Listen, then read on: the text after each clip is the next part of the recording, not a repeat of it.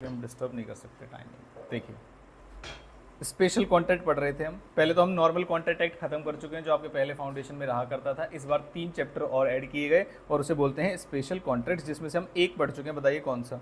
Bailment and pledge हम पढ़ चुके हैं। और जो आज शुरू करेंगे वो क्या करेंगे? Indemnity and guarantee. सवाल ये आया कि इसमें कितनी क्लास लगेंगी? मैंने कहा 2 क्लास लगेंगी, यानी कि आज की क्लास लगेगी और नेक्स्ट क्लास लगेगी, इंक्लूडिंग क्वेश्चन, एमसीक्यू, रिवीजन सब खत्म हो जाएगा इसके अंदर। क्या मेरी बात समझ में आती है? एजेंसी में मान के चलेगा मैं 3 से 4 क्लास लग सकती हैं।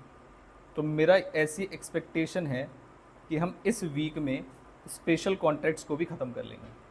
क्या मेरी बात समझ में आती है? सारी चीज़ों को मिला के। तो जो आज हम शुरू करने वाले हैं वो कौन सा है? Indemnity and guarantee. इंडेमनिटी और गारंटी। क्या आपने इंडेमनिटी वर्ड पहले कभी सुना हुआ है? आज मैं क्या करूँगा, पूरा आपको ये चैप्टर समझाऊंगा यहाँ पर अलग से एग्जाम्पल से सारी चीज़ें। थोड़े थोड़े नोट्स और एग्जाम्पल्स रीड करेंगे और एमसीक्यू भी आज ही करेंगे इसके, फिर रिमेनिंग वाला पार्ट कल करेंगे। देखिए, मैंने कहा कुछ चीज़ें बताता हूँ मैं आपको इंडेमनिटी के बारे में। अगर आपने क्लास 11th पास की है, क्या मैं मान लूँ ऐसा? लेकिन क्या मैं ये भी मान लूँ कि पढ़ के पास की? ऐसा मान लूँ मैं? ठीक है। तो इंडेमनिटी की मीनिंग आप मुझे बता सकते हैं, क्योंकि आपके 11th क्लास में एक चैप्टर हुआ करता था बिजनेस सर्विसेज, चैप्टर नंबर 4, जिसमें बैंकिंग, इंश्योरेंस वगैरह ये कराया जाता था। तो इंडेमनिटी वर्ड क्या होता है, जरा ध्यान से सुनना। यहां पर 2 पार्टीज होती हैं और एक पार्टी जो है प्रॉमिस करती है टू मेक, देखो एक वर्ड तो आपको समझ में आता होगा जो दूसरा लिखा हुआ है, क्या नाम है इसका? आप बताओ, गारंटी में कितनी पार्टीज होती होंगी? 2 या 3? खुद सोचो, 2 या 3। जैसे श्याम को बैंक से लोन लेना है और बैंक वालों ने कहा ऐसे नहीं देंगे, कोई गारंटर लेके आओ, तो बताइए कितनी पार्टीज होती हैं? 3 पार्टीज होती हैं। क्या मेरी बात समझ? लेकिन यहाँ इंडेमनिटी है। और इंडेमनिटी, देखो गारंटी के बारे में तो थोड़ा थोड़ा जानते होंगे, एक व्यक्ति को पैसे मिलेंगे, एक व्यक्ति पैसे देगा, और अगर डिफॉल्ट हो जाएगा। 12:30 कैसे लगा आपको वैसे? सुबह देखा तो 12:30 था, पता नहीं 12 कैसे हो गया। सुबह टाइम 12:30 था? हाँ, मैंने सुबह उठते ही देखा था तो 12:30 था। एडिटेड है क्या वो? देखना जरा मैसेज। नहीं, एडिट नहीं है, लेकिन वही तो 12:30 था। सुबह मैंने आँख खुलते ही देखा मैसेज। तो तुम्हें लगा होगा ऐसा कि तुम्हारी आंख खुल गई है, लेकिन तुम सो रहे थे। चलो, ये सब लिख लेना आज, है ना? टाइम भी अभी ना 22 मिनट लेट हो जाएगा है क्लास में। तो अगली कोई क्लास हो तो मुझे समझाना, जिसमें सर की क्लास पहले हो चुकी हो, फिर बाद में मेरी हो, तो हिसाब किताब कर लेंगे इनसे। देखिए, इंडेमनिटी एंड गारंटी का हमने चैप्टर शुरू किया। भाई साहब इधर देख लीजिए आप, है ना? पहला एग्जाम्पल है इंडेमनिटी होता क्या है। मैंने कहा जब वन पार्टी, यहाँ पर है वन पार्टी क्या कर रही है? प्रॉमिस कर रही है किसको? अदर पार्टी को। आज थोड़ी राइटिंग खराब हो तो चला लेना। To make good the loss. जैसे दिल्ली में ज़्यादा बारिश हुई या कम बारिश हुई, बताओ? मैं मतलब मम्मी को लेके गया हुआ था कहीं, तो मैं सुबह निकला 4 बजे वहाँ से, ताकि मैं जल्दी पहुँच जाऊँ, और मैं पहुँचा यहाँ पे 8 बजे। तो कितने घंटे हो गए? 4 घंटे हो गए। 3 घंटे का रास्ता था, 4 घंटे। मतलब बारिश इतनी ज़्यादा, मतलब मैंने पहली बार एक्सपीरियंस की इतनी ज़्यादा बारिश ड्राइव करते हुए। वरना तो क्या होता था, साइड में बैठ रहे थे, बारिश आ रही, ये स्नैप बन रहा है, ये बन रहा है।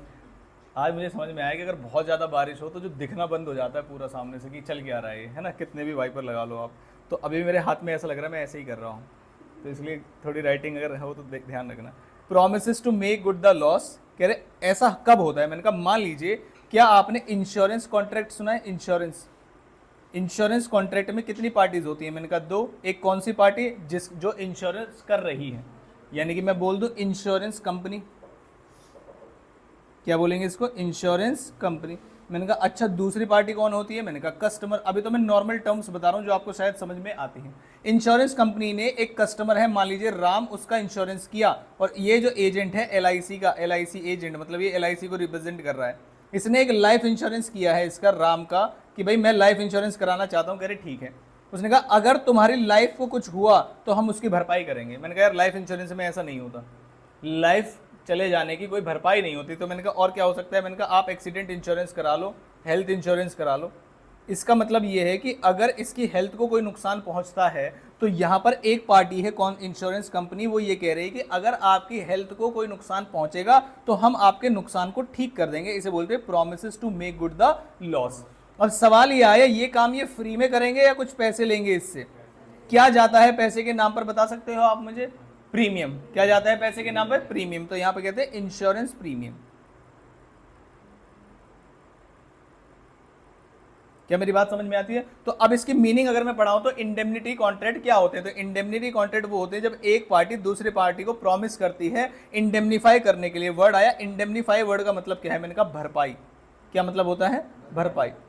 तो मान लीजिए अगर कोई इंश्योरेंस कंपनी ये कह रही है कि कोई भी नुकसान तुम्हें होगा उसकी भरपाई हम करेंगे, तो ये कैसा कॉन्ट्रैक्ट होगा? जल्दी से बताओ। इंडेमनिटी। मैंने कहा वहीं एक आपको एग्जाम्पल देता हूं गारंटी का। अब आप बताओ गारंटी में कितनी पार्टीज होती होंगी? 3।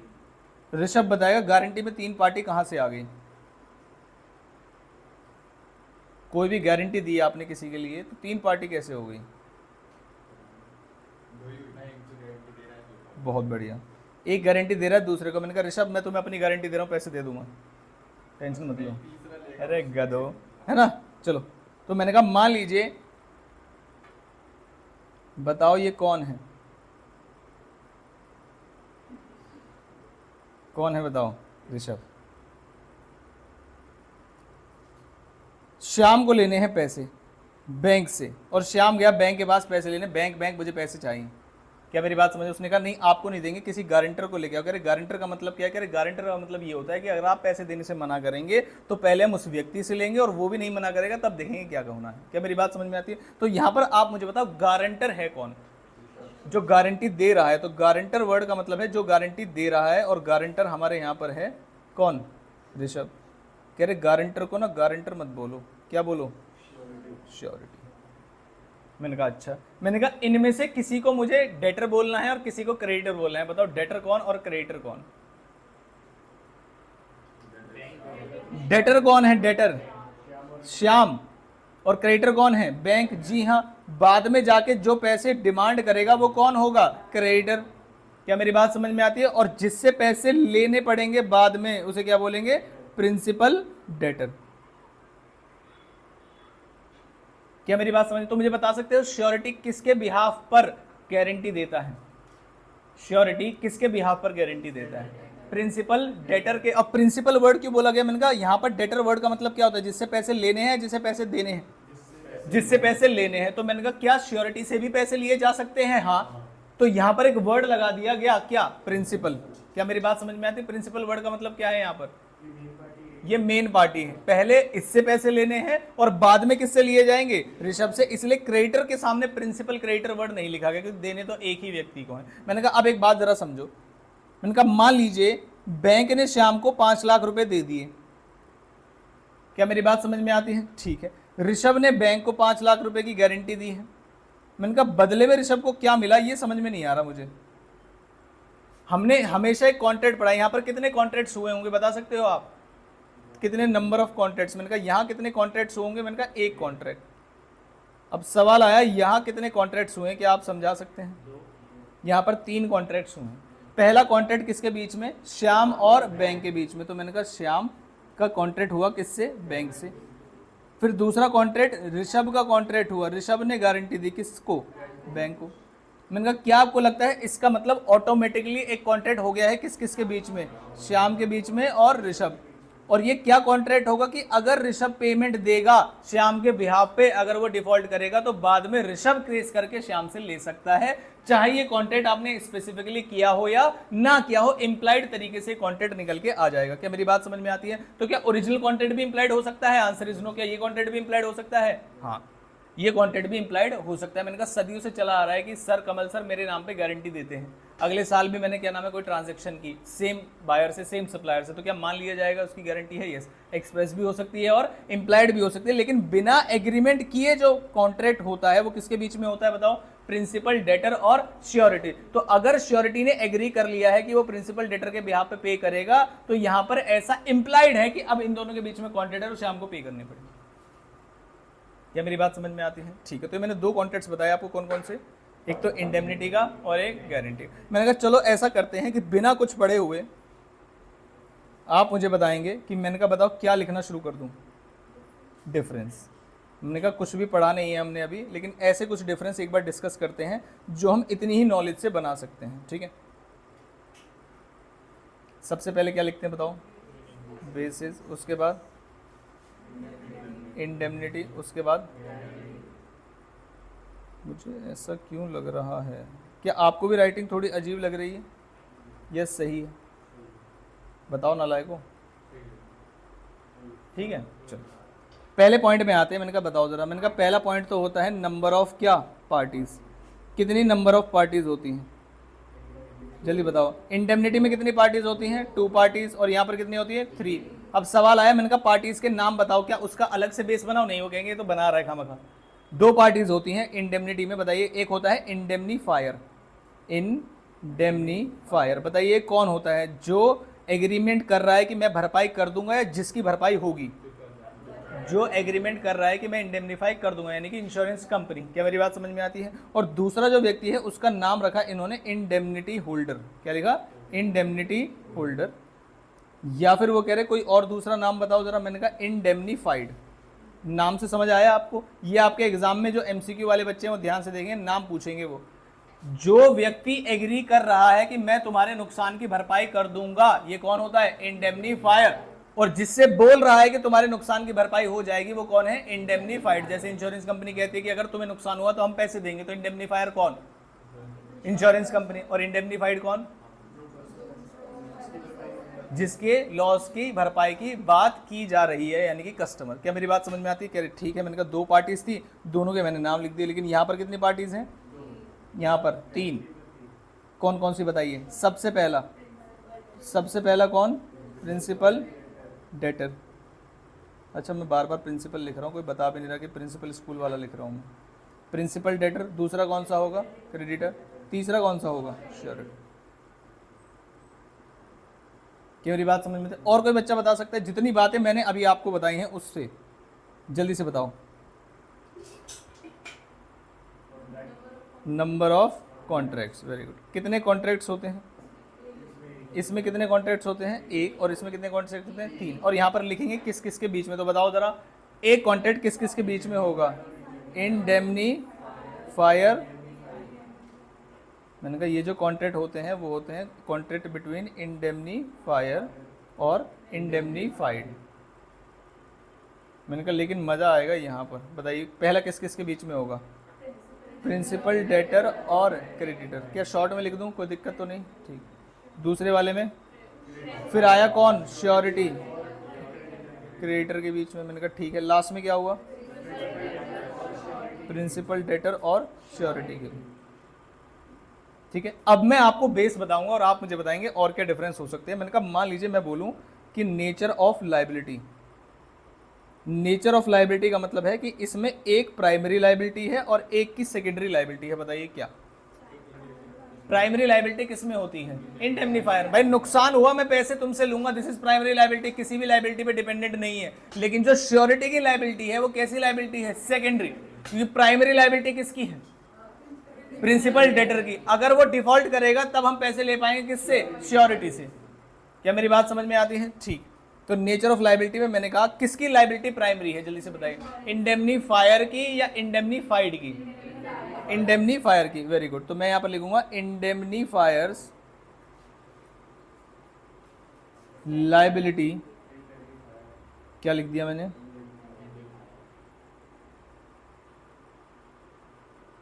देखना जरा ठीक है क्या, है ना?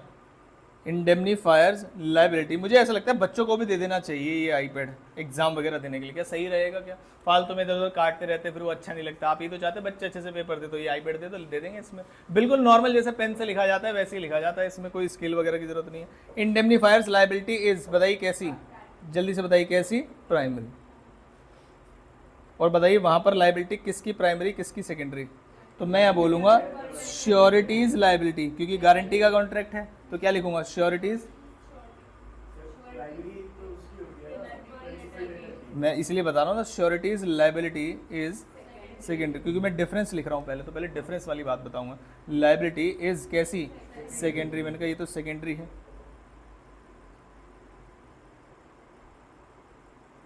सिंस, कारण, किसकी लायबिलिटी प्राइमरी है? Principal debtor's liability is primary.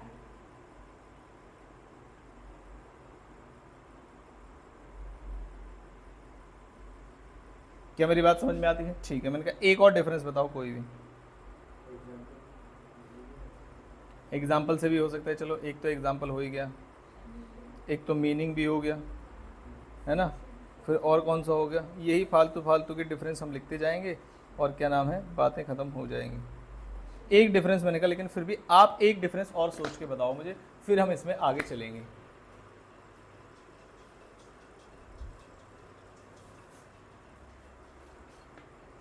क्या मैं लिखूं डिफरेंस?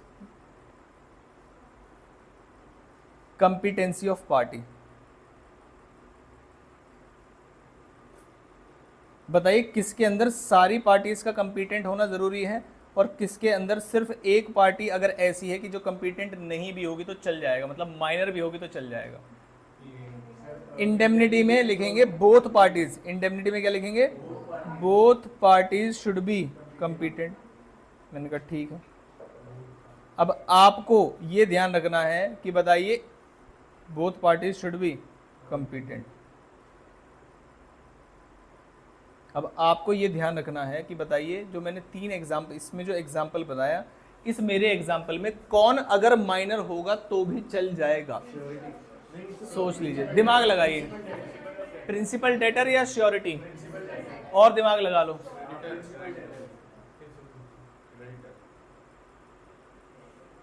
नहीं, क्रेडिटर आंसर नहीं है, बाकी दोनों में से बताओ।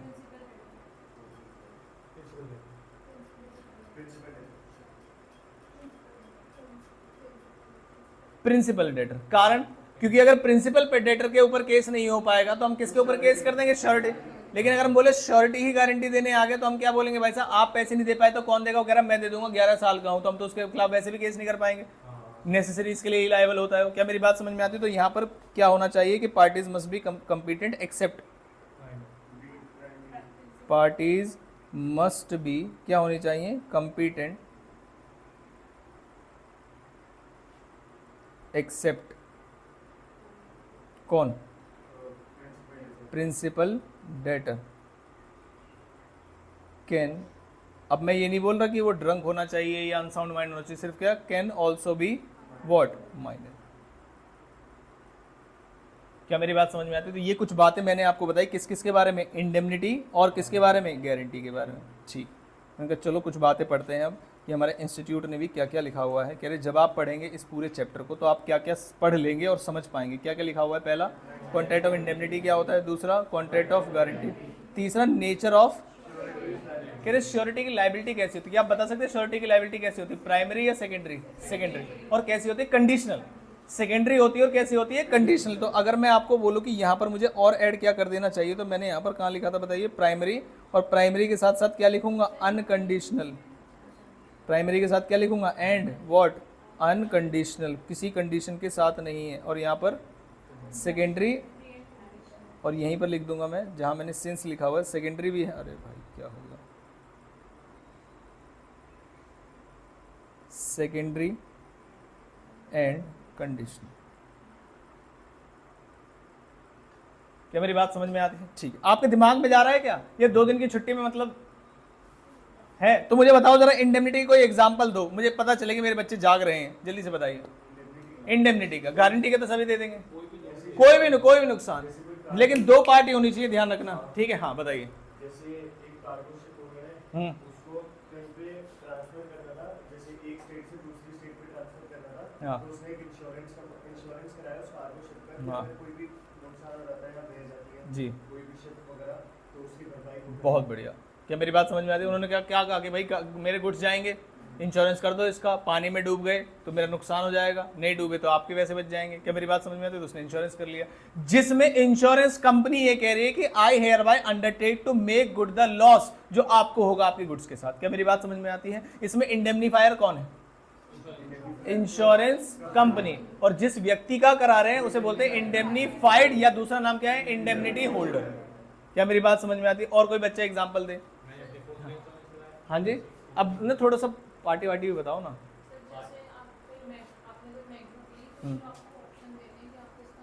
जी हाँ, उसमें ऑप्शन होता है कि आप क्या नाम है इसका, एप्पल केयर का कुछ वो कराना चाहते हैं जिससे आपको इंश्योरेंस कराएंगे, आप अमाउंट सुन के कहेंगे नहीं कराएंगे सर ऐसी। ठीक, हाँ, और कोई एग्जांपल दो। ठीक है, अब इंश्योरेंस से थोड़ा बाहर आते हैं। यार तुम इंश्योरेंस के पीछे पड़ गए, क्या इंश्योरेंस के अलावा कोई एग्जांपल दूं तब समझाओ, तब समझ में आएगा। इंश्योरेंस के अलावा कोई एग्जांपल दूं आपको, बताओ। देखो जरा ध्यान से, मैंने एक क्या नाम है कैब वाले से एग्रीमेंट किया। मैंने कहा कैब वाले भाई साहब आप चलिए जरा ध्यान से। कह रहे नहीं नहीं नोएडा का मेरे पास परमिट नहीं है, नोएडा का मेरे पास क्या है, परमिट नहीं है, और मैं श्योर नहीं हूं कि मेरा जो फास्ट ट्रैक है उसमें वो ऑनलाइन रिचार्ज है या नहीं है। हो भी सकता है कि हम निकल जाएं ऑनलाइन रिचार्ज और पैसे कट जाएं, और ऐसा हो भी सकता है डाउन हो, मेरे पास जो फोन जो नंबर है जिससे मैं चलाता हूं मेरे पास अवेलेबल नहीं है। मैंने कहा फिर उससे क्या होगा। उसने कहा अगर हम ये क्रॉस कर जाते हैं तो जो वहां पर कैश लेन है उसमें चेंज करना पड़ेगा और डबल अमाउंट पे करनी पड़ेगी हम।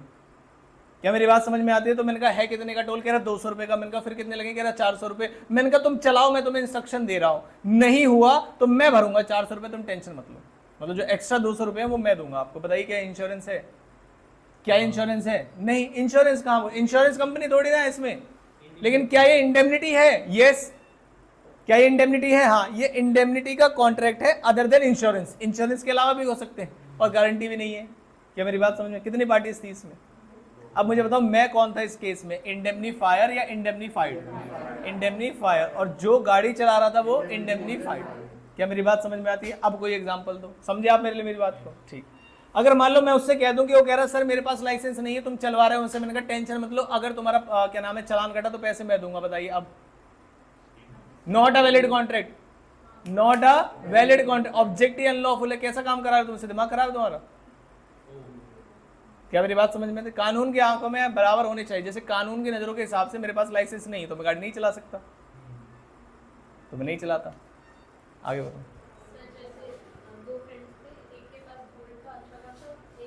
एक के पास गोल्ड था, हाँ, मिस्टर शाम के पास गोल्ड था, मिस्टर राम के पास नहीं था। तो शाम ने अपना गोल्ड मतलब राम ने गोल्ड शाम से मांगा कि तुमको शादी में जाना है। हाँ हाँ उसने बोला हाँ ले जाओ, कोई उसने वो डर रहा था कि मैं ले जाने की हो जाएगा। उसने बोला कोई बात नहीं ले जाओ, हो गया तो फिर मैं हैंडल कर दूंगा। मेरा मन कर रहा है इसे बेलमेंट का कॉन्ट्रैक्ट बोलूं, क्योंकि मैंने ताजा ताजा पढ़ा है। आप बताओ, मेरा मन है ऐसा। और इसे नॉन ग्रेचुटस बेलमेंट बोलूं या ग्रेचुटस? मैंने कहा ग्रेचुटस फॉर फ्री दे रहा हूं, मैंने ले जाओ, नुकसान हुआ तो दे देना। कि ग्रेचुटस बेलमेंट में भी बेली की रिस्पॉन्सिबिलिटी होती है। एग्जाम्पल बिल्कुल सही है आपका, लेकिन बेलमेंट में भी आ सकता है और यहाँ भी आ सकता है, कोई दिक्कत नहीं। हाँ जनरल एग्जाम्पल दो।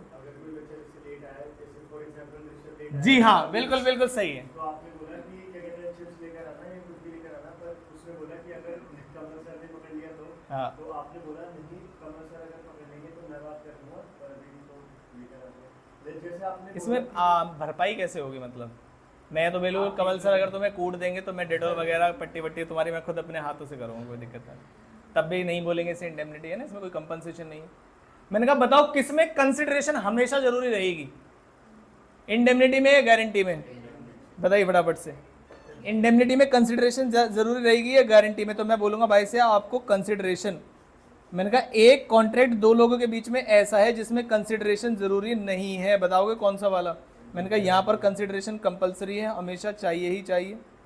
और यहाँ पर कंसिडरेशन, मैंने कहा दो कॉन्ट्रैक्ट होते हैं हमारे जिसमें से एक कॉन्ट्रैक्ट, तीन होते हैं ना, तीन में से एक में नहीं चाहिए होती। बता सकते हो कौन सा? Surety and principal debtor. No, उसमें तो कंसिडरेशन होता है। मैं अगर बैंक को गारंटी दे रहा हूं तो मैं ये पूछूंगा बैंक से इसके बदले में तुमने मुझे क्या दिया? तो बैंक क्या कहेगा इसके बदले में, क्या नाम है, ऋषभ ने जो गारंटी दी थी उसके बदले में बैंक ने क्या दिया? श्याम को पैसे दे दिए। तो जो बेनिफिट ऑफ श्याम है is the consideration for Rishabh. Rishabh को अलग से कोई कंसिडरेशन नहीं मिलेगा। तो यहां पर बोलेंगे कॉन्ट्रैक्ट किसके बीच में? बिटवीन श्योरिटी और कौन सा? Surety and creditor. No consideration is required.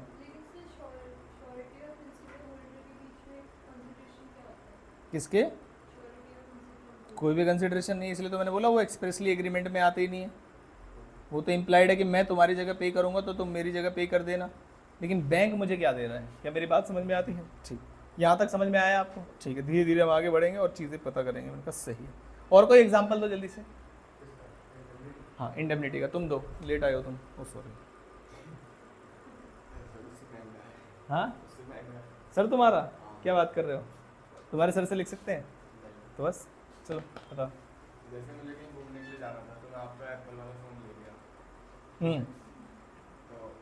तो मैंने किसी को वॉच दी थी, पता नहीं क्या करके लाया, चल ही नहीं रही अब, तो मैंने मना कर दिया, अब मैं किसी को नहीं दूंगा। तो आपने कल बहुत बेइज्जती हुई मेरी इसी बात को लेकर, छोटे छोटे बच्चे थे कह रहे चलाना चलाना, मैंने कहा कह रहे गरीब गरीब गरीब मुझे पता ही नहीं था, खराब कर दी उसने। हाँ बताओ। तो आपने कहा कि मतलब ठीक है ले जाओ, लेकिन थोड़ा संभाल मार के रखना बोल के, तो मैं ले गया तो टूट गया वो। हाँ तो आप भरपाई करोगे। तो उसका मैं जो भी स्क्रीन वगैरह टूटा था वो वापस बहुत बढ़िया बहुत बढ़िया। हाँ इंडेमनिटी हो गया है, हालांकि है बेलमेंट के अंदर, लेकिन बेलमेंट के अंदर ही आएगा, ऑब्वियस सी बात है। और कोई एग्जांपल?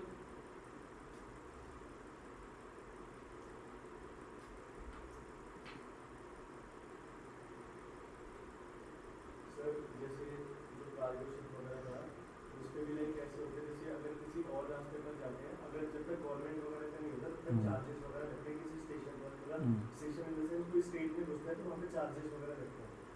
तो आपने बोला था कि जिस स्टेट में अभी आप जा रहे हो उसके बीच में कोई आपका चार्जेस वगैरह नहीं लगेंगे, आप ठीक से कार्गो ले जाओ, कोई दिक्कत की वाली बात नहीं है।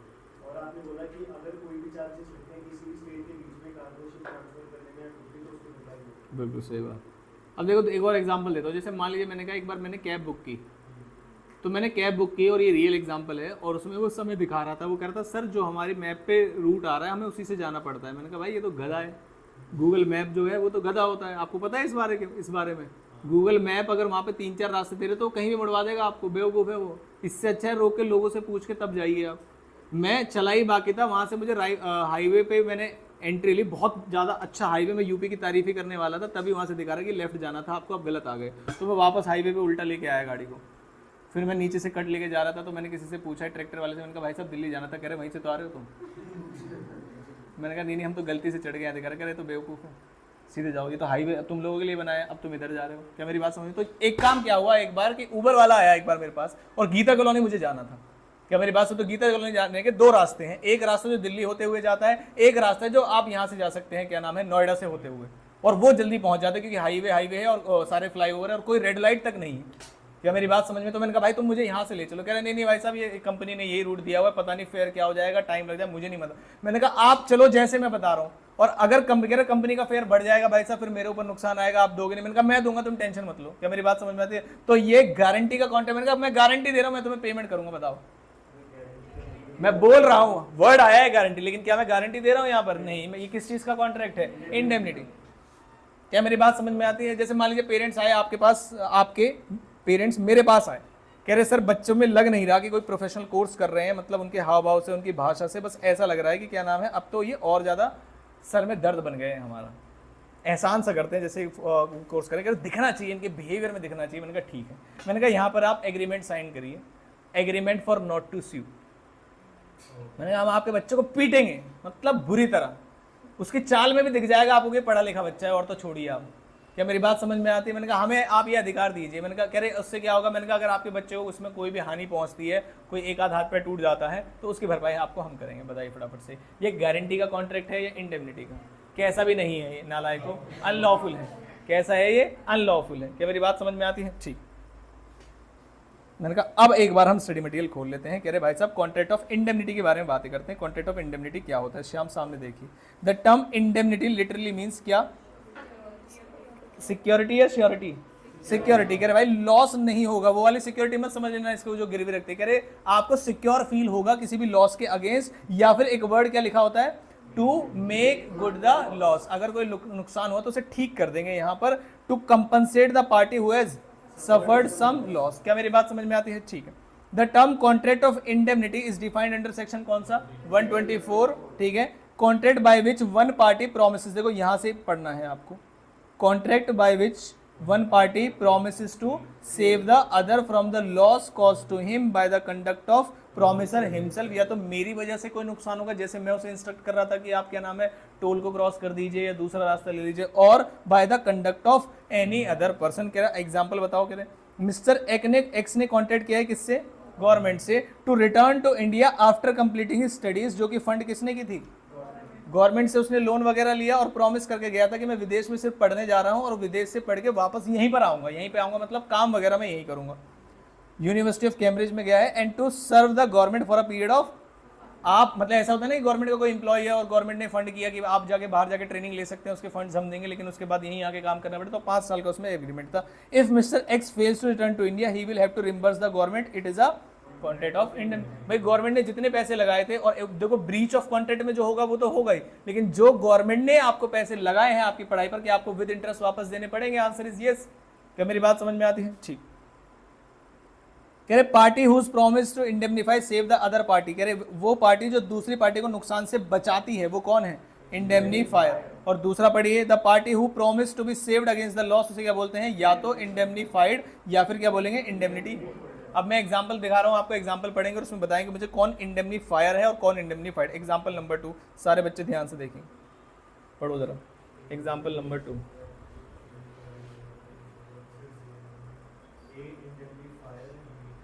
ए ने कॉन्ट्रैक्ट किया है किससे? टू इंडेमनीफाई बी, तो यानी कि बी कौन होगा बताओ?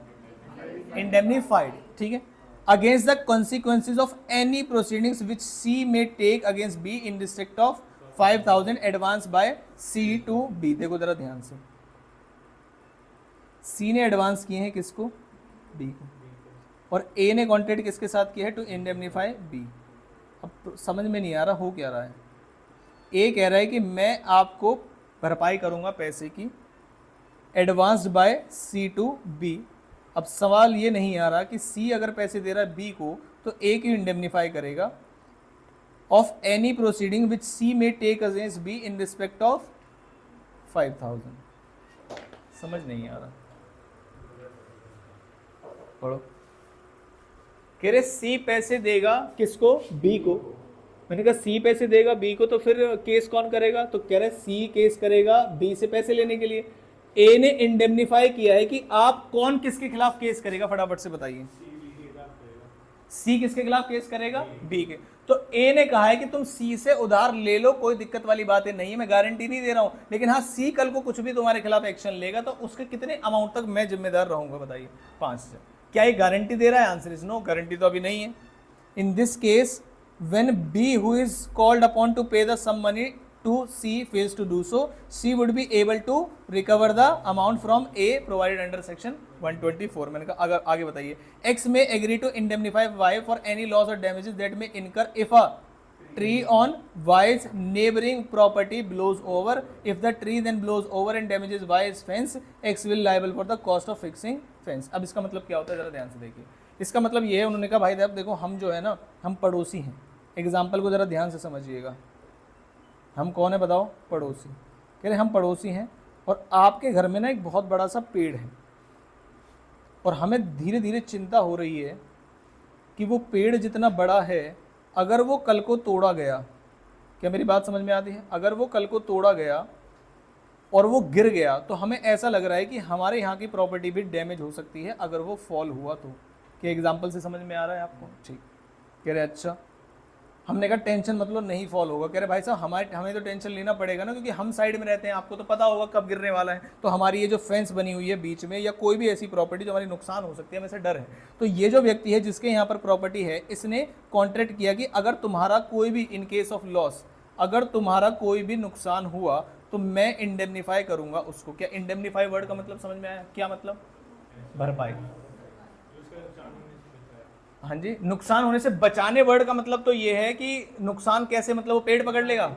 अगर नुकसान हो गया है तो उसकी क्या कर देगा? भरपाई कर देगा। क्या ऐसे कॉन्ट्रैक्ट्स और भी होते हैं? कि मैंने कहा हाँ बताता हूँ कैसे। जैसे मान लीजिए कोई क्या नाम है, सरिता बिहार है, यहाँ पर कंस्ट्रक्शन चलती है, तो यहाँ पर जब भी कंस्ट्रक्शन चलती है तो आपको एक एनओसी साइन कराना पड़ता है अपने पड़ोसी से, नो ऑब्जेक्शन सर्टिफिकेट, कि आपकी एक्टिविटीज से हमें कोई प्रॉब्लम नहीं हो रही है। और अगर वो ऑफिशियली कंप्लेन फाइल कर दे कि भाई मुझे इससे प्रॉब्लम हो रही है और मुझे डर है कि नुकसान हो सकता है।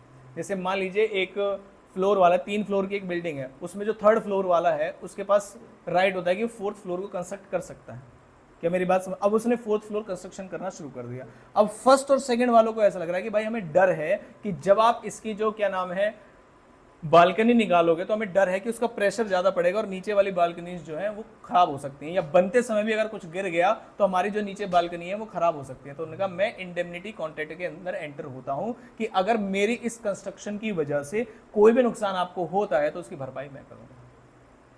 क्या मेरी बात समझ में आती है? तो ये इंडेमनिटी के कॉन्ट्रैक्ट होंगे। ठीक है, मैंने कहा चलो। कह रहे modes of entering into indemnity. Indemnity में बहुत ज़्यादा आपसे पूछा नहीं जाएगा, सीधा सीधा पूछा जाएगा कि बताओ इंडेमनिटी में जो लाइबिलिटी है वो कैसी होती है, प्राइमरी या सेकेंडरी? प्राइमरी। और कंडीशनल या अनकंडीशनल? अनकंडीशनल। कैसी? अनकंडीशनल। ठीक है। कह रहे एक्सप्रेस भी हो सकता है, ठीक है, और इम्प्लाइड भी हो सकता है। पानी पीना बंद करेंगे आप क्लास के बीच में आपसे,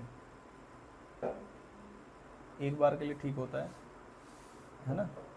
बहुत ज़्यादा पानी की कमी हो रही है, अभी पी लोगे तुम फिर 15 मिनट में। आपको नहीं लगता कि डिस्टर्बिंग चीज़ है? सब क्लास में बैठे हैं, आई एम नॉट अगेंस्ट कि आपको पानी नहीं पीना चाहिए, लेकिन आपको पूरा कंसंट्रेशन कहाँ होना चाहिए। अगली बार ये बात मैं दूसरे तरीके से समझाऊंगा, ठीक है? ध्यान दीजिए, इधर पढ़ाई पे ध्यान दीजिए। एक contract of indemnity is like any other contract and must fulfil all the essentials of a.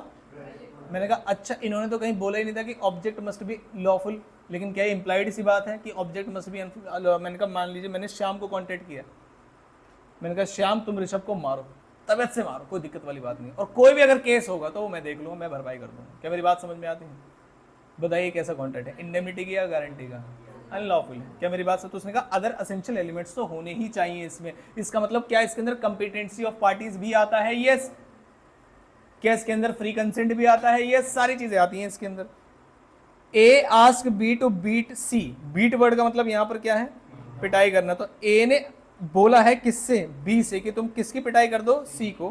Promising to indemnify him against the consequences. Promise of A can not be enforced. Suppose B beats C and find rupees कितना? 1000.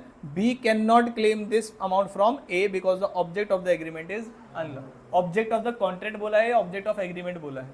क्या मेरी बात समझ में? agreement word क्यों लिखा गया है और contract क्योंकि वो बन ही नहीं पाया होगा। मैंने कहा ये तो बिल्कुल बात सही है। कह रहे right of indemnity holder when sued. Indemnity holder कौन था? इंडेमनिटी होल्डर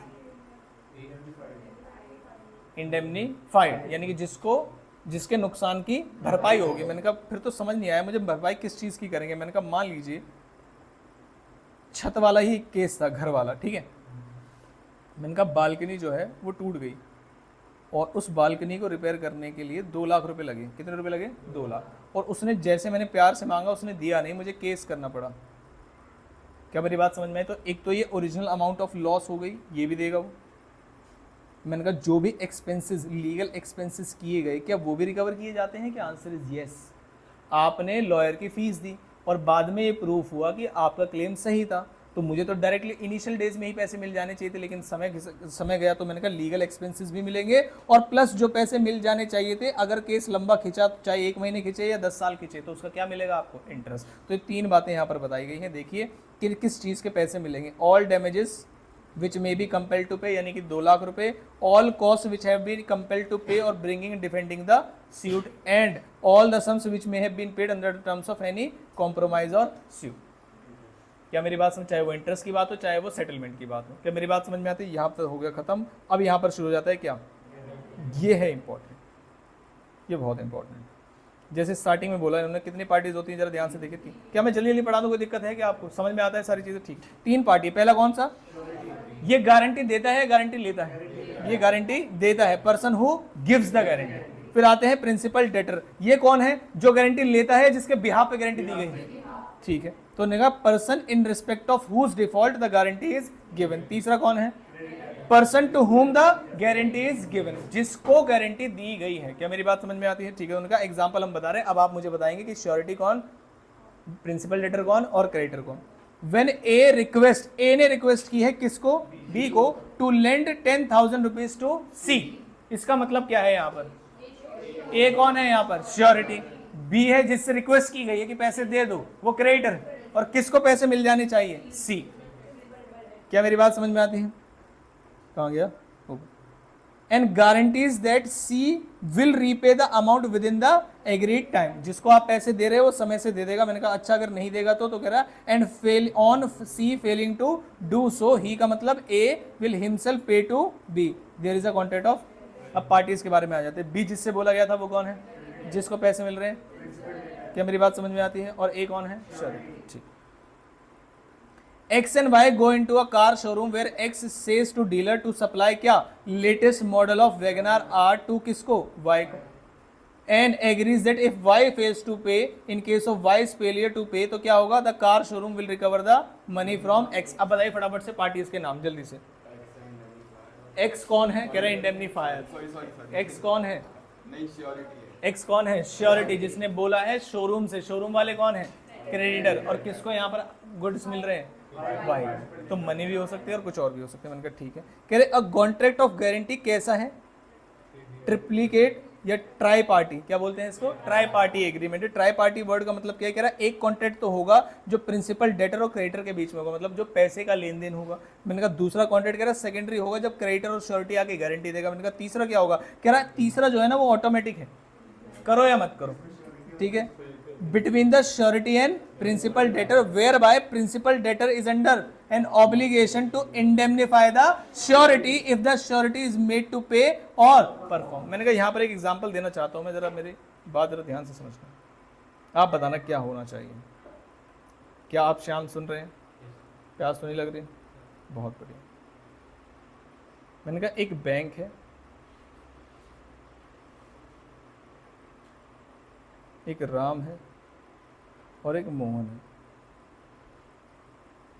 ये केस स्टडी वाला पॉइंट बता रहा हूं, जरा ध्यान से देखना। मैंने कहा राम ने लोन लिया 5 लाख रुपए का, ठीक है, 5 लाख रुपए का लोन लिया है बैंक से, और उसकी जगह पर इसने गिरवी रखी है। क्या रखी है, गिरवी रखी है एज ए सिक्योरिटी, गोल्ड रखा है, gold worth rupees 2 lakh. 2 lakh की वर्थ का गोल्ड जो है वो किसने किसके पास रखा है, राम ने। श्याम ने, जब बैंक ने मान लीजिए उसने समय लिया था 1 साल का, 1 साल तक आप लोन देंगे, ठीक है। 1 साल एक्सपायर हो गया, बैंक पहुंचा किसके पास, राम के पास। राम को स्यू किया, राम फेल्ड। क्या मेरी बात समझ में आती है। अब सवाल यह आया कि मोहन को पैसे देने पड़ गए, किसको, बैंक को, और मोहन ने पूरे पैसे कितने दिए, 5 लाख। अब सवाल यह आया कि जो बैंक के पास गोल्ड है अब वो किसका, क्या बैंक गोल्ड को किसको रिकवर करा दे, राम को, लो भैया आपके पैसे आ गए हैं, अपना गोल्ड पकड़ो, या फिर ये जो श्योरिटी है इसके पास अधिकार है बैंक से वो गोल्ड लेने का। क्या लगता है आपके पास किसको करेंगे, राम को। सभी को यही लग रहा है, नहीं, मोहन के पास श्योरिटी है, मोहन जो है वो क्या है, श्योरिटी, इसके पास राइट है, और इस राइट को बोलते हैं प्रिंसिपल ऑफ सेब्रोगेशन। इसे याद करना जरा, हालांकि यही प्रिंसिपल भूल जाते हैं हम, 11th क्लास में है, जैसे principle of indemnity, principle of mitigation, जिसमें लॉस को मिनिमाइज करने की कोशिश की जाती है, ऐसा कुछ ना। Principle of proximate cause, proximate cause में जो कारण है नुकसान का वही, जैसे फायर इंश्योरेंस है तो पैसे कब मिलेंगे, जब फायर के कारण नुकसान हुआ होगा। तो ऐसे एक प्रिंसिपल है, प्रिंसिपल ऑफ सेब्रोगेशन।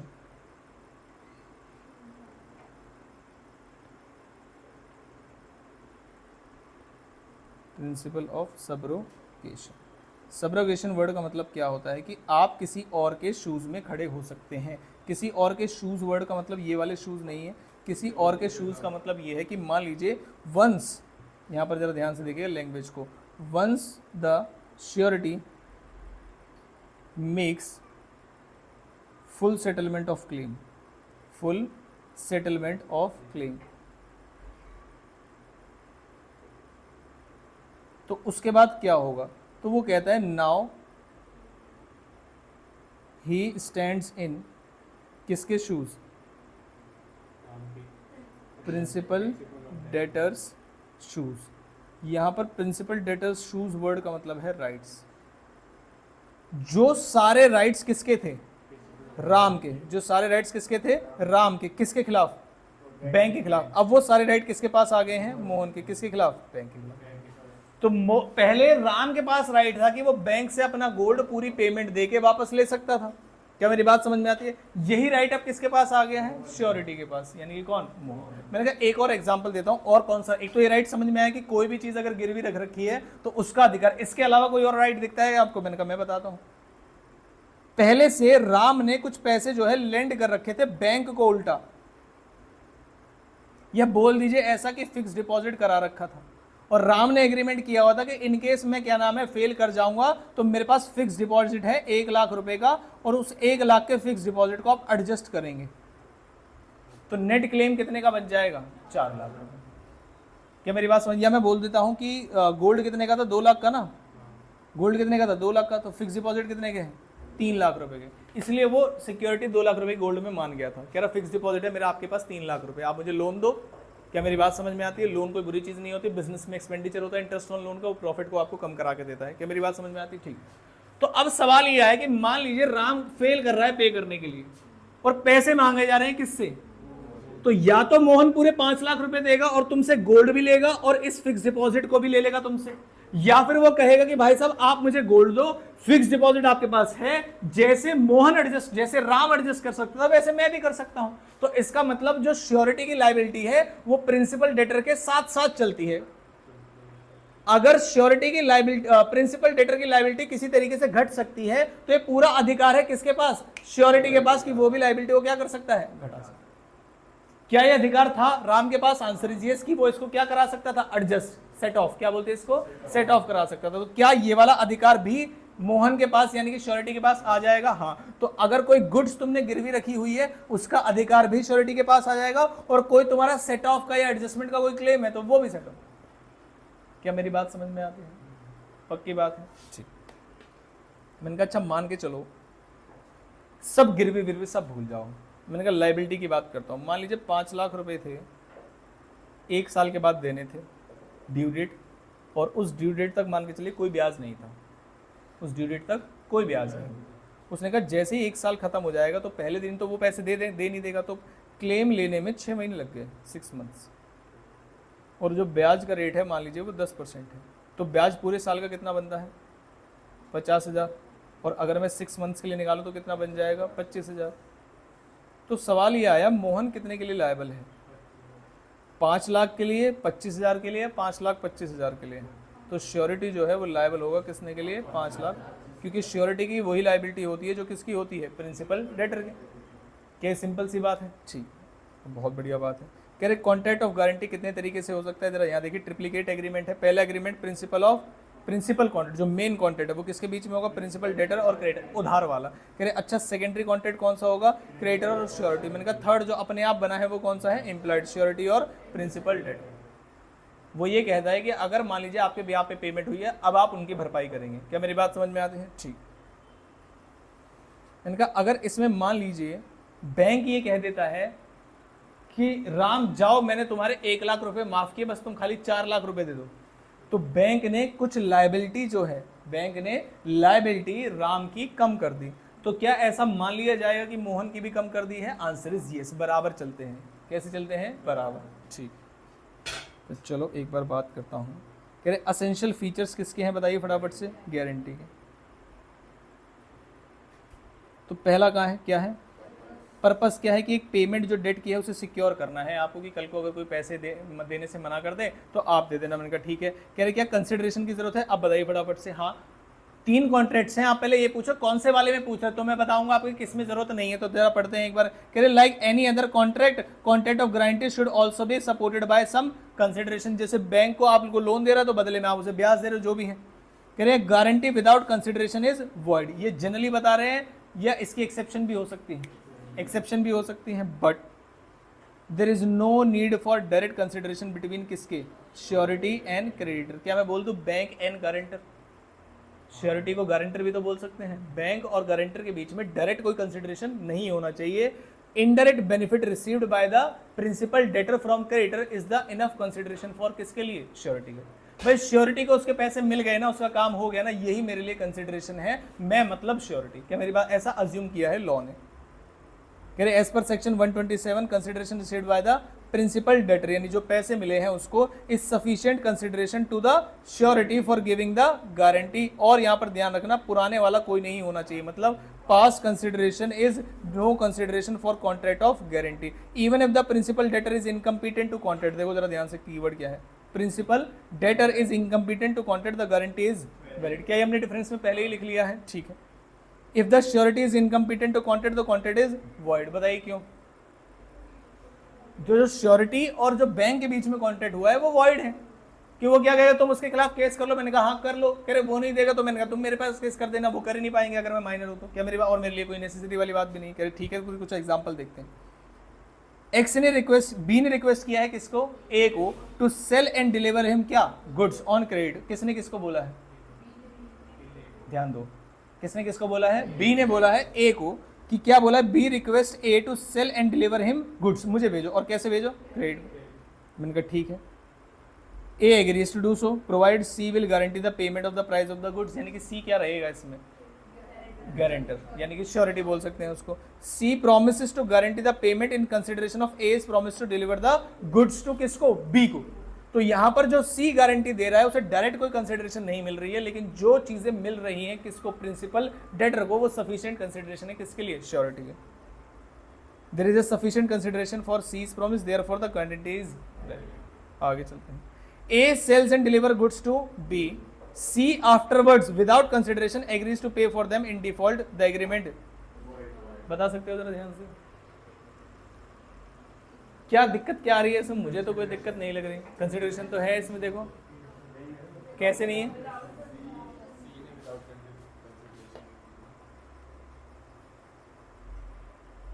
नहीं समझ, सी के लिए तो कोई कंसिडरेशन होती ही नहीं है ना। यहाँ पर देखो ए ने गुड्स दिए किसको, बी को, और सी ने उसकी गारंटी दे दी, तो सी के तो कोई कंसिडरेशन चाहिए भी नहीं। आपने ए को गुड्स दे दिए, आप ही ने तो बोला था भाई कि सफिशिएंट कंसिडरेशन है कि अगर ए को गुड्स मिल गए हैं, ए ने गुड्स भेज दिए बी को। आप देखना जरा ध्यान से कहाँ गलती कर रहे हो आप इसमें।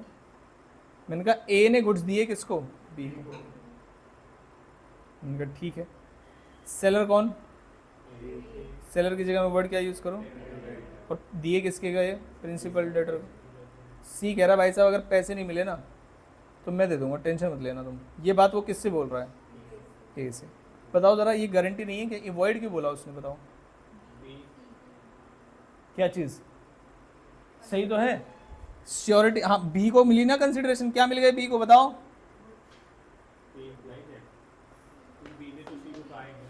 हाँ? नहीं, इन डिफॉल्ट ऑफ बी लिखा हुआ है कि बी डिफॉल्ट करेगा तो पैसे मैं दे दूंगा, तो किसको देगा, तो इसमें वॉइड क्यों लिखा हुआ, और मैं प्रूफ करूंगा ये वॉइड है। देखो सर कि सी ने पहले बता नहीं रखा था कि उसके बिहाफ पे पेमेंट करेगा, बाद में तो बताया उसने। हाँ बट जिस टाइम कॉन्ट्रैक्ट हो रखा दोनों के बीच में गुड्स बेचने और उसमें, तब सी ने श्योरिटी, जी हाँ, उन्होंने कहा गुड्स ऑलरेडी सोल्ड, मेरे गारंटी दिए बिना ही तुमने गुड्स दे दिए थे उसको, और जब मैं आज गारंटी दे रहा हूं, मैंने कहा गुड्स ऑलरेडी सोल्ड का मतलब यह है कि 1/4/2024 को गुड्स सोल्ड हुए, और 5/5/2000 या 5/4/2024 को मैं गारंटी दे रहा हूं, तो क्या ये कोई वैलिड गारंटी है, जल्दी से बताओ। क्योंकि हमने आपको ये पढ़ाया है कि सी के लिए जो कंसिडरेशन है वो वही होगी जो एक बी को मिल जाएगी। बी मतलब कौन, प्रिंसिपल डेटर। तो क्या सी की गारंटी देने के बाद बी को कुछ मिला, नो। तो यहां पर ये जो एग्रीमेंट है वो क्या हो जाएगा, void due to absence of consideration. भाई अगर आप किसी के बारे में गारंटी दे रहे हैं, उसके बाद अगर कोई ट्रांजैक्शन हुई होगी तभी तो बोलेंगे कि आपके लिए कंसिडरेशन वो है जो आपकी गारंटी देने के बाद प्रिंसिपल डेटर को मिल गया, लेकिन यहां पर तो ऑलरेडी सोल्ड है। अब पढ़ो दोबारा से लाइन को। ए सेल्स एंड डिलीवर्स गुड्स को बी, ए ने गुड्स बेच दिए और डिलीवर कर दिए किसको, बी को। उसने कहा आफ्टरवर्ड सी विदाउट कंसिडरेशन, वो कह रहा है कि मैं एग्री करता हूं पे करने के लिए। तो भाई अगर मैं डायरेक्टली कुछ श्योरिटी को नहीं दिलवा रहा हूं तो इनडायरेक्टली प्रिंसिपल डेटर को कुछ मिल रहा है गारंटी देने की वजह से, लेकिन इस एग्जांपल में प्रिंसिपल डेटर को गारंटी देने के बाद कुछ नहीं मिल रहा। नहीं ये बात समझ में, एक बार और बता दो, बताओ इस एग्जांपल में क्या हुआ। 1 तारीख को किसने किसको गुड्स भेज दिए, ए ने गुड्स भेज दिए किसको, बी को। तो गुड्स तो बिक गए, तो आपको बेचते समय तो कोई गारंटी नहीं चाहिए थी और आपने गुड्स दे दिए हैं। आज मैं गारंटी दे रहा हूं, तो मेरे गारंटी देने के बाद प्रिंसिपल डेटर को क्या मिला, बताओ आप ही ने तो बोला था जो तुम्हारे बिहाफ पे प्रिंसिपल डेटर को मिल जाएगा मेरे से वही तुम्हारे लिए कंसिडरेशन होगा, लेकिन क्या कुछ मिला, क्या नहीं, गुड्स तो ऑलरेडी मिल गए थे। नहीं ये बात समझ में, पक्की बात है। जैसे मान लीजिए मैंने कहा, रामायण देखिए आपने, ध्यान से देखना। रामायण में एक ऐसा समय आता है जब जड़ी बूटी की जरूरत पड़ती है भगवान को। जैसे आजकल के बाबा बाबा नहीं होते कि कहते हैं कि क्या नाम है, ये कर लो वो कर लो ऐसे ठीक हो जाओगे, है ना, हमारे यहाँ आ जाओ, ये कर लीजिए वो कर लीजिए। भाई जब भगवान को भी दिक्कत आई थी तो वो जड़ी बूटी मतलब डॉक्टर के पास उपचार के लिए गए थे। अब मान लीजिए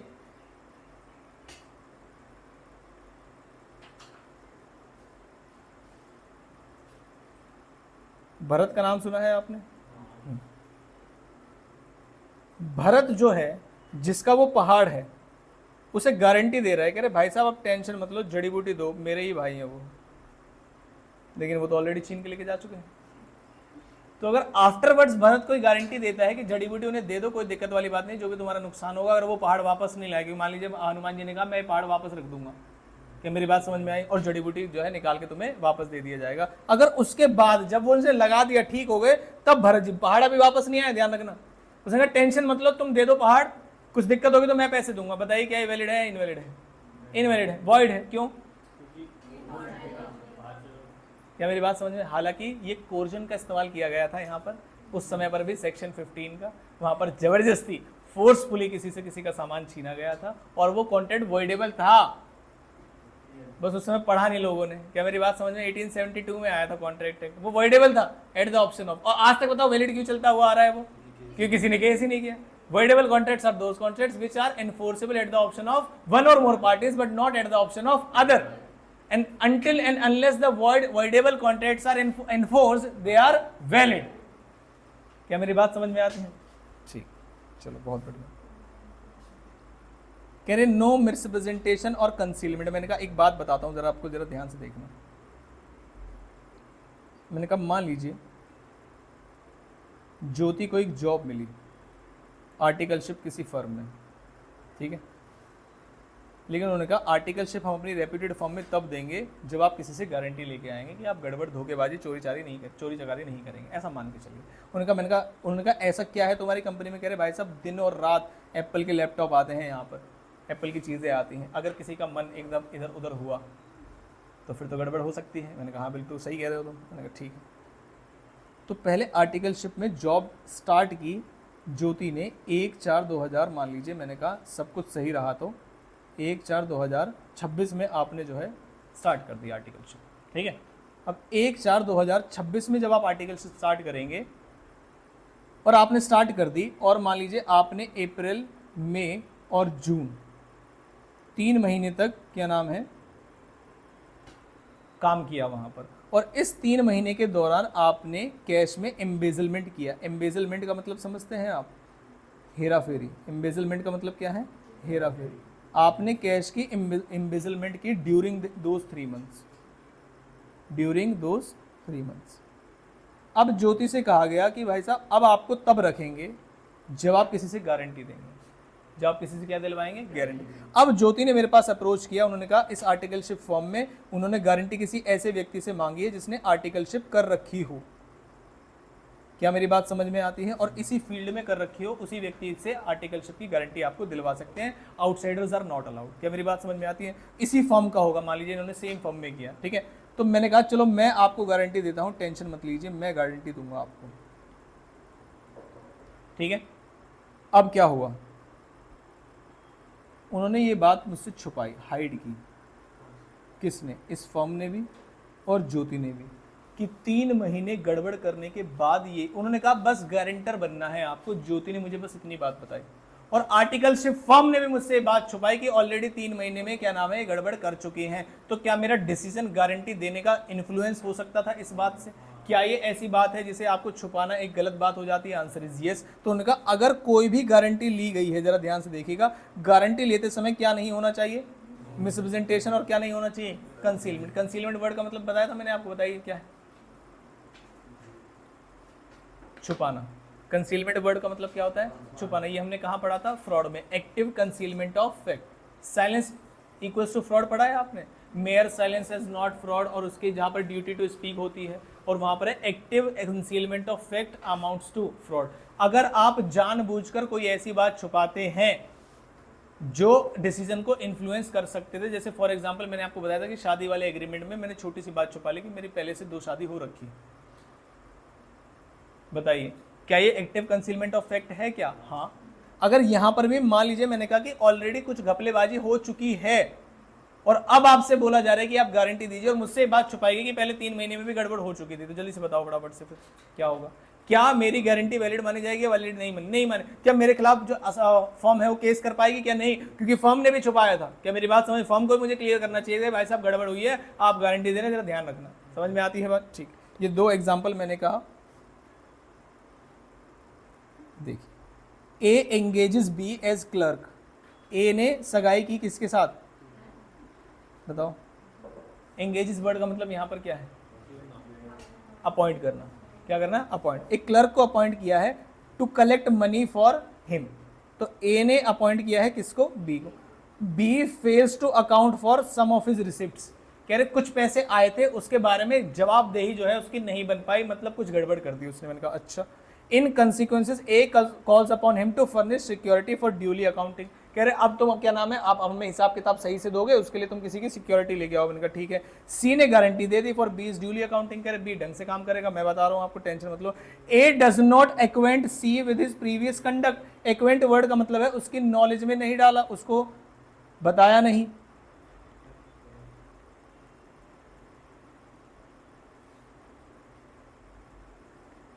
यहां पर जो एक्वेंट है, यहां पर इसका मतलब है इन्फॉर्म। क्या है इसका मतलब, इन्फॉर्म। इन्फॉर्म नहीं किया उसने, तो B afterwards makes default. B ने फिर से डिफॉल्ट किया, तो बताइए क्या गारंटी वैलिड है, नहीं? क्या मेरी बात समझ में आती है आपको? ठीक। एग्जाम्पल कौन सा है, 11। A guarantees to C to pay क्या, iron to be supplied by him to किसको, बी को, and to the amount of rupees 2000 tons. B and C privately agreed that B should pay rupees कितना, 5000 कितना, rupees 5 per ton beyond the market price, and such excess is to be applied in liquidation of old debt. This agreement is concealed and A is not liable. कुछ समझ में आया क्या? देखो मैं बता दूं किस किस पार्टी के बीच में एग्रीमेंट है, जरा ध्यान से देखो। ए ने गारंटी दी है किसको, सी को, ठीक है, और सप्लाई किसको करेगा वो, बी को। तो मैंने कहा बी को सप्लाई हो रहा है, कौन करेगा, ए, और गारंटी कौन दे रहा है, ए ने गारंटी दी है, ठीक। तो सप्लाई कौन करेगा, सी, और गारंटी किसने दी है, ए। मैंने कहा देखो ज़रा ध्यान से, मुझे पार्टीज के नाम बताओ अब जल्दी से। ए कौन है, सप्लाई कौन करेगा, सी, यानी कि सी कौन है, क्रेडिटर, और बी कौन है, प्रिंसिपल क्रेडिटर। ध्यान से समझना, मैंने कहा इनका आपस में कॉन्ट्रैक्ट हुआ 1000 टन्स का। कितने का, 1000, और रुपए जो थे वो थे, मान लीजिए मैंने कहा 20 रुपये। तो क्या आप बता सकते हो कितने पैसे बनते थे? लेकिन उन्होंने ये रेट 20 नहीं रखा, उसने कहा इन्हें क्या पता, ये तो गारंटी दे रहे हैं, प्राइवेटली एक एग्रीमेंट कर लेते हैं जिसमें मार्केट प्राइस से 5 रुपये ज़्यादा, यानी कितने का, 25,000 रुपये का, 25,000 का एग्रीमेंट करेंगे। ये प्राइवेटली किया है उन्होंने। उसने कहा जो 5,000 एक्स्ट्रा आएंगे इससे तुम्हारे पास, किसके पास आएंगे जल्दी से बताओ, आएंगे किसके पास, सी के पास। वो कह रहा मैं अगर डिफॉल्ट करूंगा टेंशन मत लेना, तुम पैसे किससे रिकवर कर लेना, ए से। कह रहा अच्छा ठीक है, 5,000 जो एक्स्ट्रा आएंगे, कह रहा मेरे पास पुराना उधार चल रहा है ना तुम्हारा, उसमें एडजस्ट कर लेना, फिर उसको मान लेना कि उसके पेमेंट दिए। क्या मेरी बात समझ? ये काम इन्होंने कैसे किया, प्राइवेटली, विदाउट इन्फॉर्मिंग किसको, श्योरिटी को। तो क्या श्योरिटी की गारंटी यहाँ पर वैलिड रहेगी क्या? Answer is no. अगर आप गारंटी में कुछ भी गड़बड़ करेंगे तो गारंटी वैलिड नहीं रहेगी। क्या मेरी बात समझ में आती है? ठीक। 2 तरह की गारंटी होती है। पहली कौन सी guarantee, specific guarantee. Specific guarantee word का मतलब ये होता है, जैसे मान लीजिए मैंने कहा कि तुम ये वाली कार दो, मैं बैठा हुआ हूँ, तुम 5 लाख रुपए दो, मैं हूँ, इसे क्या बोलते हैं, स्पेसिफिक गारंटी। दूसरी होती है आपकी continuing guarantee. Continuing guarantee word का मतलब ये होता है, जैसे मान लीजिए मैंने कहा कि श्याम के जो पेरेंट्स हैं वो गाँव जा रहे हैं, मान लीजिए अगले 6 महीने के लिए। दुकानदार से वो ये बोल के गए हैं कि हमारा बेटा आपके पास आएगा, और क्या नाम है, यहाँ पर कोई होटल वाले से लंच वगैरह की बातें करके गए हैं कि हमारा बच्चा जो है लंच डिनर आपके यहाँ से करेगा और आप उसे खिलाएंगे, और हम क्या नाम है 6 महीने बाद आपको पैसे देंगे, हर महीने खिलाएंगे, हर दिन खिलाएंगे आप। ये कोई स्पेसिफिक है, कंटिन्यूइंग है। कंटिन्यूइंग कब तक कंटिन्यू रहेगी, जब तक मना नहीं कर देंगे। क्या मेरी बात समझ में आती है? चाहे 6 साल चले, 1 साल चले, इसे क्या बोलेंगे, कंटिन्यू। तो इसे रिवोक कैसे करेंगे बताइए? स्पेसिफिक गारंटी कब रिवोक होगी बताइए? जब काम कंप्लीट हो जाएगा। जैसे मान लीजिए मैंने कहा स्पेसिफिक गारंटी, मुझे बताना है स्पेसिफिक है या क्या है। मैंने कहा स्पेसिफिक गारंटी दी मैंने कि शाम को 5 लैपटॉप चाहिए। मैंने कहा 2 लैपटॉप आप दो शाम को, और इसके पैसे मैं दूंगा। कितने? 2 लैपटॉप के पैसे मैं दूंगा। ये स्पेसिफिक है या कंटिन्यूइंग? स्पेसिफिक। मैंने कहा मान लीजिए मेरा एक फ्रेंड है जिसकी लैपटॉप की शॉप उसने लगा अभी नई नई खोली है, तो उसे नई नई दुकान से लैपटॉप लेके आने पड़ते हैं। तो मैंने किसी सप्लायर से बोला, मैंने कहा भाई साहब जितने लैपटॉप मांगे देना, जब तक मांगे देना, मैं बैठा हूँ यहाँ पर, बताइए कैसी गारंटी है। तो स्पेसिफिक गारंटी कब होगी, जैसे मान लीजिए मैंने श्याम के लिए गारंटी थी 2 लैपटॉप के लिए, एक लैपटॉप इसने सप्लाई कर दिया, दूसरा भी सप्लाई कर दिया और खत्म हो गई, ऐसे हो सकता है। दूसरा इसने एक सप्लाई किया और मुझे अचानक से श्याम की इंटेंशन पता चल गई और मैंने उसे नोटिस दे दिया, मैंने कहा भाई साहब दूसरा सप्लाई अब मत करना, तो मैं कितने लैपटॉप के लिए लायबल रहूंगा, एक के लिए या दोनों के लिए? एक के लिए, क्योंकि एक ही सप्लाई किया था उसने, तब तक मैंने रिवोक कर ली थी गारंटी। अब सवाल यह है कंटिन्यूइंग गारंटी का क्या करें फिर? तो कंटिन्यूइंग गारंटी कंटिन्यू रहेगी जब तक आप क्या नहीं कर सकते होते, रिवोक नहीं। और रिवोक कैसे करना है? नोटिस देकर। मान लीजिए 1 महीने तक श्याम ने खाया क्या नाम है खाना, और अचानक से उनके पेरेंट्स के पास फोन गया कि भाई साहब 50,000 का बिल हो गया खाने का। तो उसने कहा हमारा बच्चा ही खा रहा है, पूरा मोहल्ला खा रहा है। कहने नहीं आपका बच्चा ही खा रहा है। तो उन्होंने कहा रहने देना भाई साहब, अब मत देना। तो नोटिस मिल गया किसको? क्रेडिटर को, कि भाई साहब अब फर्दर सप्लाई नहीं कर। तो भले ही एग्रीमेंट 6 महीने 12 महीने का था या कंटिन्यूइंग था, पता भी नहीं था कब तक है, लेकिन अगर आपने नोटिस दे दिया है तो अब इनके पिताजी कितने के लिए लायबल रहेंगे बताइए? 50,000 के लिए रहेंगे, 50,000 के लिए भी नहीं रहेंगे, 50,000 के लिए। क्या मेरी बात समझ में आती है? ठीक है, अब जरा ध्यान से देखेंगे। ऑन एज रिकमेंडेशन, ए ने रिकमेंड किया किसको? बी को। अ वेल्दी लैंडलॉर्ड एम्प्लॉयज क्या? सी एज हिज स्टेट मैनेजर। ए ने रिकमेंड किया, बी को रिकमेंड किया और सी को अपॉइंट कर लिया। It was the duty of C to collect rent from first of every month from the tenant and remit the same to B before कितना? 5 of every month. कह रहे हर महीने के लिए। तो क्या आपको क्या लगता है, स्पेसिफिक है या कंटिन्यू? कंटिन्यूइंग है। और उसने कहा था कि भाई साहब रख लो मैं दे रहा हूँ। ए ने गारंटी दी है अरेंजमेंट की and promise to make good any default made by C. कह रहा हर महीने आपको हिसाब देगा, टेंशन मतलब कुछ गड़बड़ करेगा तो मैं बैठा हूँ। तो स्पेसिफिक है या कंटिन्यूइंग? कंटिन्यूइंग। कह रहे this is a contract of continuing guarantee. A ने गारंटी दी है payment to B a tea dealer to the amount of rupees कितने का? 10,000 for any tea he may supply from time to time. 10,000 तक का amount की guarantee दी है। कह रहे जब भी सप्लाई करोगे कोई दिक्कत वाली बात नहीं है। ये जो टाइम टू टाइम वाली बात है और जो एनी वाली बात है, इससे आपको क्या लग रहा है, कंटिन्यू है या स्पेसिफिक है? कंटिन्यू। कह रहे समय समय पर आप जब भी सप्लाई करेंगे तो 10,000 तक के लिए मैं लायबल हूं। देखो बहुत इंपॉर्टेंट है और कई बार पूछा जाता है। बी ने सप्लाई किया सी को, अब द वैल्यू कितने का? 10,000 का, एंड सी ने पैसे दे दिए। उसके बाद आफ्टरवर्ड्स बी ने फिर से सप्लाई किया टी, अब की बार कितने का किया? 20,000 का। C fails to pay. The guarantee given by A was कैसी गारंटी? Continuing guarantee and accordingly liable to be to the extent of कितने का? 10,000। कौन से वाले 10,000?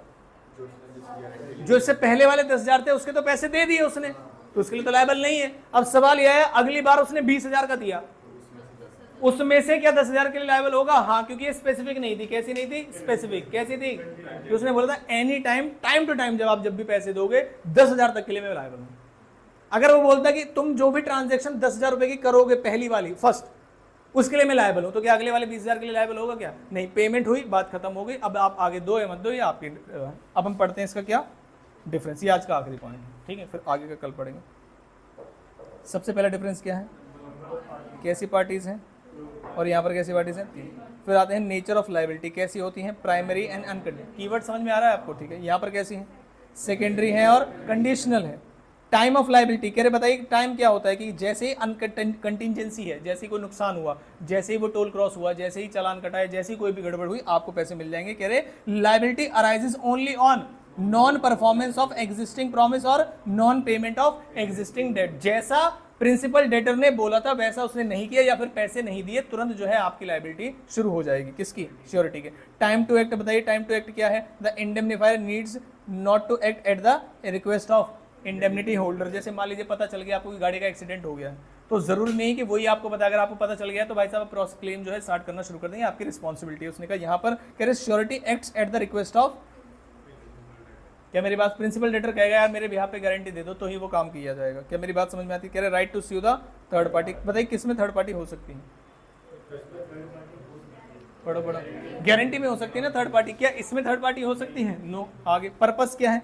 कह रहे ये पर्पस है रिम्बर्समेंट ऑफ, कोई भी नुकसान हो जाए उसकी भरपाई हो जाए, बस ऐसा पर्पस है। और यहाँ पर क्या है? For security of the creditor, जो पैसे दे रहा है उसके पैसे डूब ना जाए, बस उसकी सिक्योरिटी के लिए किया जाता है। और नेक्स्ट क्या है? Competency of parties. यहाँ पर पार्टीज कैसी होनी चाहिए? All parties must be competent to contract. और यहाँ पर in case of contract of guarantee where a minor is a principal debtor the contract is still valid, बाकी सबको कंप्लीट होना पड़ेगा। क्या मेरी बात समझ में आती है? यहाँ तक हमने पढ़ लिया है।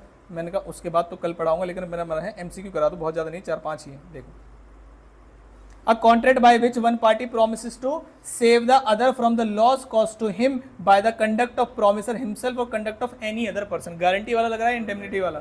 इंडेमनिटी, जहाँ भरपाई की बातें हो रही हैं। क्या मेरी बात समझ में आती है? एक्स एक शेयर होल्डर है कंपनी का, इसका शेयर सर्टिफिकेट पर्चा जिससे पैसे मिलेंगे बाद में वो खो गया है। He applied for duplicate, the company agreed to issue the same on the terms that X will compensate the company against the loss where by any holder originally certificate को ले लेता है और हमसे पैसे डिमांड करता है। उसने कहा खो गया है भाई। क्या मेरी बात समझ? तो खोने के बाद उसने कंपनी ने एग्रीमेंट किया कि भाई साहब अगर वो किसी को मिल गया और कल को वो मुझ पर क्लेम करेगा तो उसका भरपाई तुम करोगे, इस शर्त में मैं आपको डुप्लीकेट दूंगा। क्या मेरी बात समझ में आती है? बताइए फटाफट से, गारंटी या इंडेमनिटी है?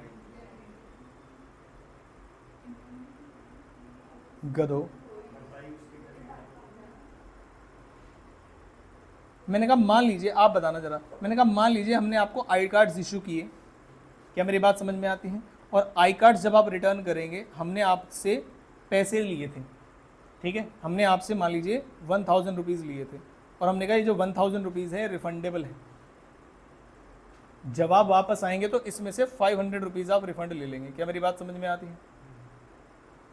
ये आई कार्ड आपका लॉस्ट हो गया है। आपने डुप्लीकेट के लिए बोला कि सर डुप्लीकेट हमें इशू कर दीजिए। मैंने कहा भाई साहब एक बात बताओ, कल को कोई आपका आई कार्ड लेके आ जाएगा और हम उस समय ऑफिस में नहीं हुए तो वो दिखाएगा, आपको देखा जाएगा कि क्या नाम है, आई कार्ड यहीं का है, रिटर्न करना है, और वो रिटर्न करके पैसे ले जाएगा। तो ये रिस्क होने वाली बात हो सकती है। कल को कोर्ट में भी क्लेम किया जा सकता है कि भाई ये हमें मिला था और कुछ भी गड़बड़ हो सकती है। मैंने कहा कल को मुझे नुकसान हो जाएगा तो जैसे मान लीजिए शाम का ही खो गया, तो शाम ने कहा सर टेंशन मत लो, मैं बोल रहा हूँ खो गया है, इसका मतलब खो गया है, और कल को अगर किसी को मिलेगा कुछ भी गड़बड़ तो मैं जिम्मेदार हूँ, आप मुझे डुप्लीकेट इशू करिए। ऐसी एफिडेविट साइन कराती है गवर्नमेंट की। मान लीजिए आपका आधार कार्ड खो गया तो आप डुप्लीकेट इशू कराने जाएंगे, तो डुप्लीकेट इशू तब होगा जब ये इस बात की FIR लिखवाएंगे आप कि हाँ सच में खो गया है, पुलिस ने भी ढूंढा नहीं मिला और कल को किसी को मिल गया तो आप जिम्मेदार हैं। क्या मेरी बात समझ में आती है? ठीक, नेक्स्ट कौन सा सेक्शन की बात है, चलो बाद में करेंगे। कह रहे where A obtains housing loan किससे? LIC से, and B promises to pay LIC housing in the event A fail कर जाएगा। तो ये कैसी है? सिंपल है क्या इसके? MCQ बड़े सिंपल होंगे, इसकी टेंशन मत लेना। आगे कह रहे A guarantees payment to B for the price of 5 sacks of flour to be delivered by B to C। A ने गारंटी दी है, डिलीवर कौन करेगा? B। किसको डिलीवर करेगा? C को। तो C कौन है? Principal debtor. B कौन है? क्रेडिटर। A कौन है? Guarantor. And to be paid in a month, B delivers the 5 sacks and C pays them afterwards. B deliver the 4 sacks and which does not pay. कहने का देखो जरा ध्यान से, कितने की बात हुई थी? अब सवाल ये आया कि 5 टाइम टू टाइम बोला है या सिर्फ 5 बोला है? तो ये कंटिन्यूइंग गारंटी है, स्पेसिफिक गारंटी है? स्पेसिफिक गारंटी है। कह रहा एंड 1 महीने पैसे दे देंगे। बी ने तुमने जैसा कहा डिलीवर कर दिए 5। क्या मेरी बात समझ में आती है? और सी ने उसके लिए पैसे दे दिए। आफ्टरवर्ड्स क्या हुआ? कह रहे आफ्टरवर्ड्स बी 5 और डिलीवर कर दिए उसने, तो और सी ने पे नहीं किए, तो बताइए क्या होगा? ए इज नॉट लायबल, क्योंकि ये कैसी गारंटी है? स्पेसिफिक गारंटी है, और आपने जैसी पेमेंट दी उसके लिए डिस्चार्ज हो जाएगा। एक्स ने गारंटी दी है किसको? To the extent of ₹50,000 for the loan given from time to time by A to B. बताइए कैसी गारंटी है? कंटिन्यू, क्योंकि टाइम टू टाइम की बात की गई है। ए ने लोन दिया किसको? 10,000 को, B afterwards A give notice of revocation which is the correct option. बताइए फटाफट से। 5,000 तक की गारंटी दी थी मैंने, 50,000 तक की, जिसमें से 10,000 तुमने दे दी और उसके बाद मैंने कहा भाई अब मत देना। तो क्या कंटिन्यूइंग गारंटी को रिवोक किया जा सकता है? यस। लेकिन जो ऑलरेडी सप्लाई कर दिया गया है, क्या उसके लिए श्योरिटी लायबल होगा? हाँ, जो ऑलरेडी सप्लाई कर दिया है। तुम्हारा दिमाग नहीं है यहाँ पर, बताओ कहाँ है यहीं पे? बताओ कितने की अमाउंट की गारंटी थी? देख रहे हो आप? 50,000 का बोला था कि 50,000 तक के लिए मैं लायबल हूं, और अभी सिर्फ 10,000 तक की सप्लाई की गई और 10,000 के बाद नोटिस दे दिया भाई अब सप्लाई मत करना। तो क्या श्योरिटी 10,000 के लिए लायबल होगा? Answer is yes. B option क्या है? X is liable for a 10,000 रुपये। क्या मेरी बात समझ में आती है? आगे कह रहे guarantee is valid even if कौन इनकम्पिटेंट है? Principal debtor. सेक्शन की बात नहीं करेंगे। कह रहे surety has a right of indemnity and right of subrogation. Surety के पास सबरोगेशन का राइट होता है किसके अगेंस्ट? किसके अगेंस्ट? किसके बिहाफ पे? Principal debtor. तो एक बार मैं चेक कर लेता हूँ 9th का आंसर कि बिहाफ पे दिया है या अगेंस्ट में दिया है। 9th का ए आंसर है, तो मतलब किसके दिया है? प्रिंसिपल डेटर, मतलब बिहाफ या अगेंस्ट? लिखा है अगेंस्ट, लेकिन आंसर किसका है? बिहाफ। ठीक है, आगे। A contract of guarantee whom guarantee is given, guarantee for whom guarantee, जिसके लिए गारंटी दी गई है, उसे क्या बोलेंगे? Principal debtor. और हमारे यहाँ पर एमसीक्यूज हो जाते हैं खत्म। कल की इतनी ही एक क्लास में हम इसको पूरी तरीके से खत्म कर देंगे। क्या मेरी बात समझ में आती है? आप सिर्फ और सिर्फ अभी डिफरेंस लिख के लाएंगे। क्या लिख के लाएंगे? डिफरेंस, और कुछ नहीं। ठीक है, चलिए, धन्यवाद, आपका दिन शुभ हो।